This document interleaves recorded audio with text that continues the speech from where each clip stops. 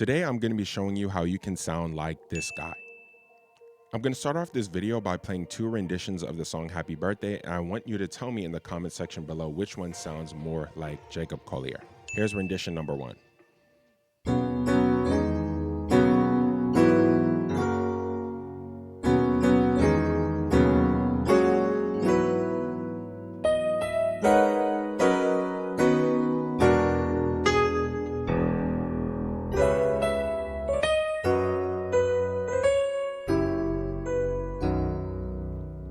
And here's rendition number two.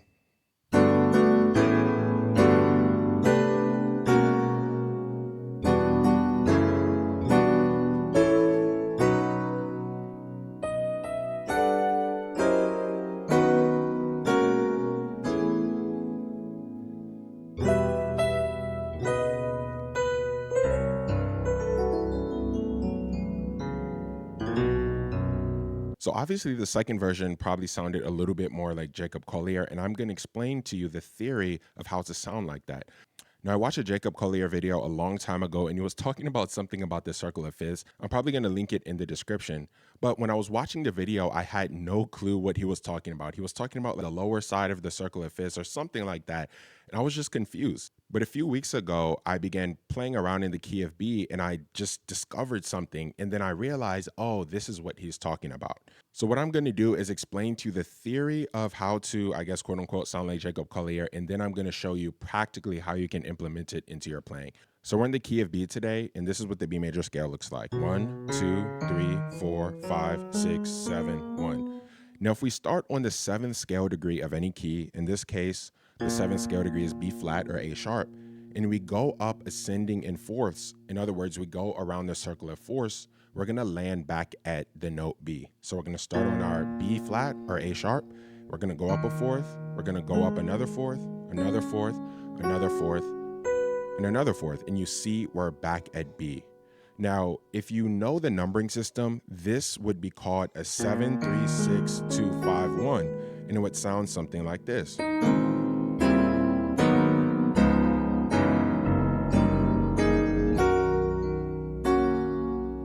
So that's just one example of a 7, 3, 6, 2, 5, 1 progression. There are many different ways to play it, but the point is that using this 7, 3, 6, 2, 5, 1, or using these notes from the circle of fifths or circle of fourths, the resolutions are actually very predictable. Probably because in Western music, we're just used to hearing songs with these chords and we're familiar with a lot of the resolutions. For instance, if I play this 3 chord, it's a 1/3. You're almost expecting it to resolve to a 4. If I play this dominant 6 chord, you're expecting it to resolve to like a minor 2 or a half diminished 2. If I play this 5 chord, you're expecting it to resolve to a 1. In other words, when we play on this side of the circle of fifths, I guess the left side of the circle of fifths or lower side of the circle of fifths, which is approaching our tonic, the resolutions are very predictable. So Jacob Collier's theory essentially goes like this. Rather than playing chords that come from the left or lower side of the circle of fifths, we're going to play notes or chords that come from the upper or right side of the circle of fifths, meaning if we continue from B going up the circle of fifths, and sorry I keep on messing it up, I keep on saying circle of fifths and circle of fourths, but you get my point. So if we go up the circle of fifths starting from B, we're going to get this. And you see that we get a new set of notes which we can borrow chords from. The only 2 notes that I played which are diatonic to the key of B or in the key of B major are my B and my E. This is the 1st scale degree, 1, 2, 3, 4, and this is my 4th scale degree, which is E. But the rest of the notes that I played, this A, this D, this G, and this C, they are not in the key of B. So if I play chords based off of these notes, I'm going to get a little bit of a different sound for 2 reasons. Number 1, we're playing chords and notes which are not diatonic to the key of B. And number 2, because we're also playing from the other side of the circle of fifths. And Jacob Collier basically says that this is a more open sound or a more uplifting sound. Again, the reason being is that we're actually going away from the key of B as opposed to arriving or closing at it. Now, in a second, I'm going to break this down a little bit more so that it's practical so that you can implement it into your playing, because the circle of fourths or circle of fifths may not be intuitive for everyone. But I'm going to give you an example of what I mean by an open sound, right? So if I play this B major chord and then I play this G major 7 chord, The question is, where does this G major 7 want to resolve? It's not exactly intuitive. It may want to go here, or if I play that G7 again, it may want to go here. This G7 chord could go.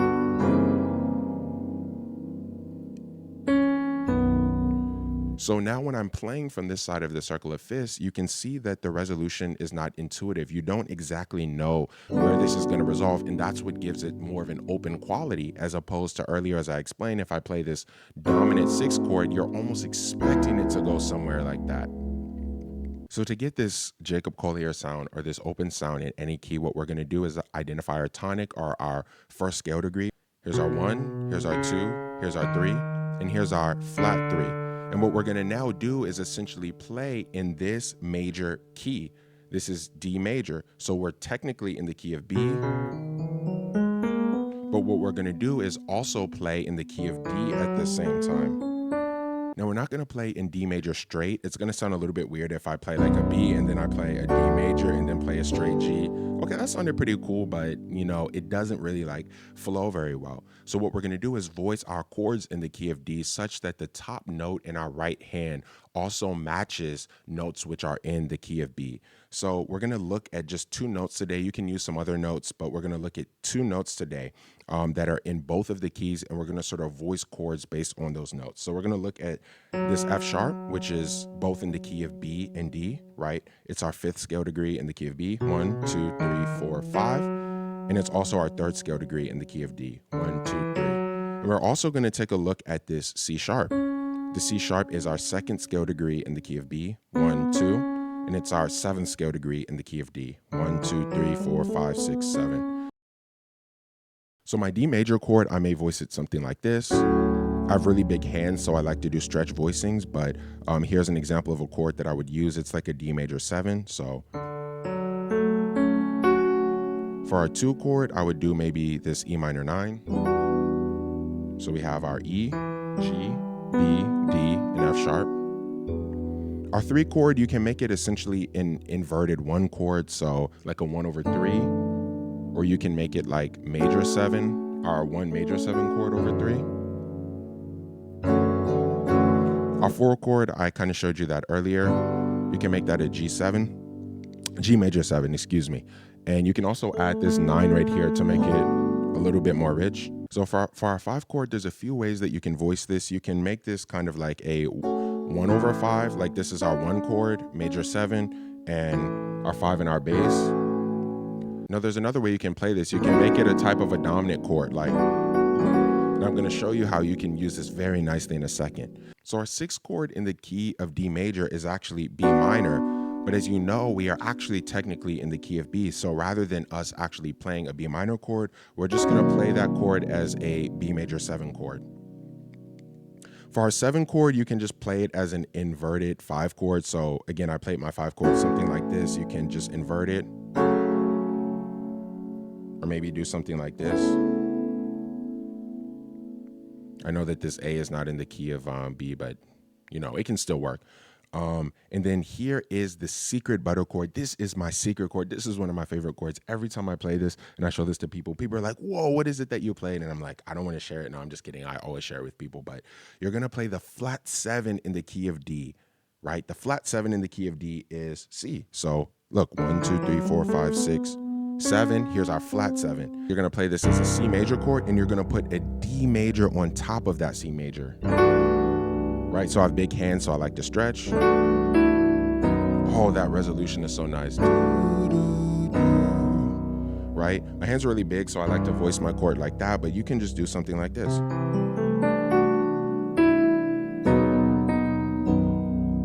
So now I'm going to show you some ways that you can also voice your chords using this C sharp on the top. So you may want to voice your 1 chord like this. Again, this is still a D major 7, and I'm adding my 9 right here. So here is my D, right? D major. Here's my major 7. I'm adding my 9 right here. My 2 chord, I can kind of make this like an A over E, something like this. So see how there's an A major in my left hand inverted, and then I have an E. My 3 chord, I can just play this again like as an inverted 1 chord. My 4 chord, I can put like an A over G, something like that. Ooh, that's a very nice chord. My 5 chord, I can just make this A major, right? Or to add a little spice, I can make it an A major 7. Even though that's not diatonic to the key of D, because of this, the major 7th of that A, which is A flat, it still has a very nice sound. And then again, when I'm going to my 6th chord, I'm gonna play that as a B major. Ooh. So those are just a few chords and voicings that you can borrow from the key of D. But now I'm just going to play around a little bit and show you how you can use the chords and hop in and out of the key of B and the key of D. You can interchange between them to kind of change your sound. So I'm going to show you some resolutions that I like to do. So this first one is we're actually going to play in the circle of fifths in D while in the key of B. So we're going to start on this B major, and then I'm going to play my 2 in D, my 5 in D, my 1 in D, my 4 in D, and then my flat 7 in D. Woo. See what I did there? So I just went around the circle of fifths in D, basically. I went do. I'm gonna slow this down in a second so you can get it. Well, technically I can do, that's technically really the circle of fifths in D, right? So what I did is I played that E minor 9 voicing. Then I went to an A dominant chord. You can do, so like this, yeah.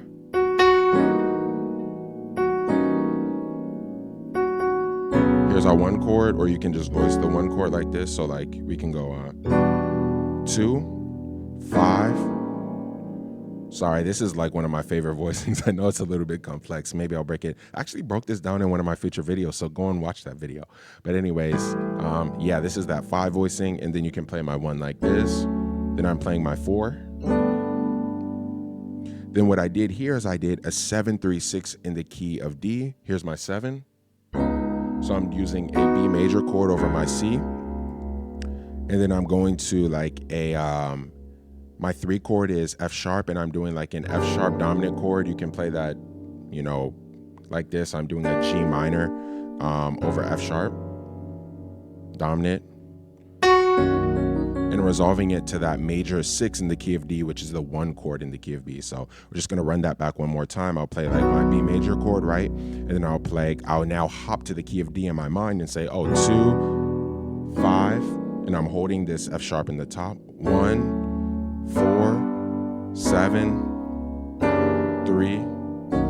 So some other things that I kind of like to do is that if I go to that G major 7, I can now go to like my 5 dominant in the key of B. So something like that.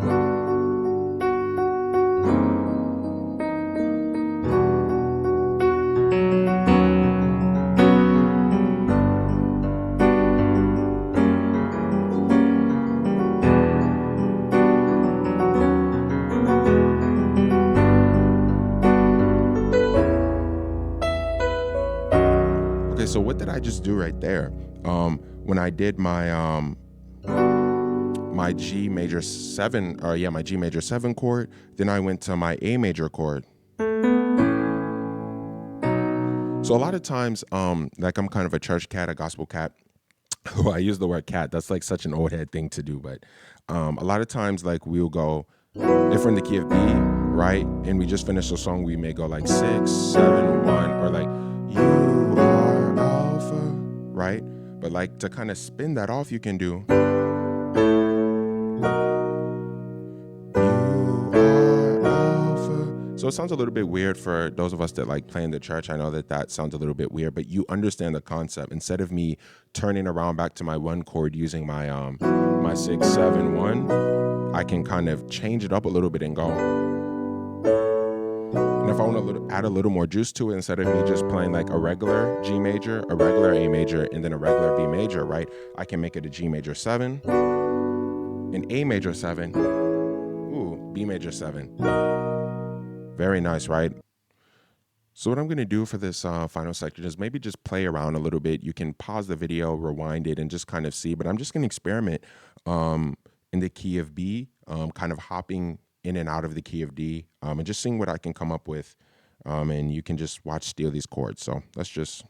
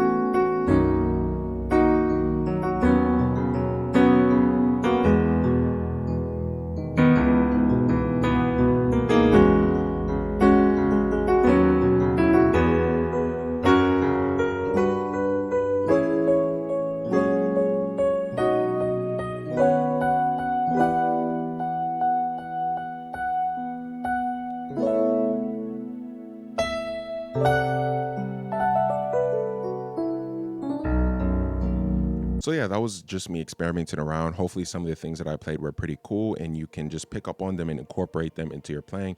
But if you found this video helpful in any way, shape, or form, please consider subscribing to this channel, dropping a like, and leaving a comment telling me what you think. I have a bunch of content planned in the future, so please stay tuned for more. That's it for this video. I'll see you in the next one.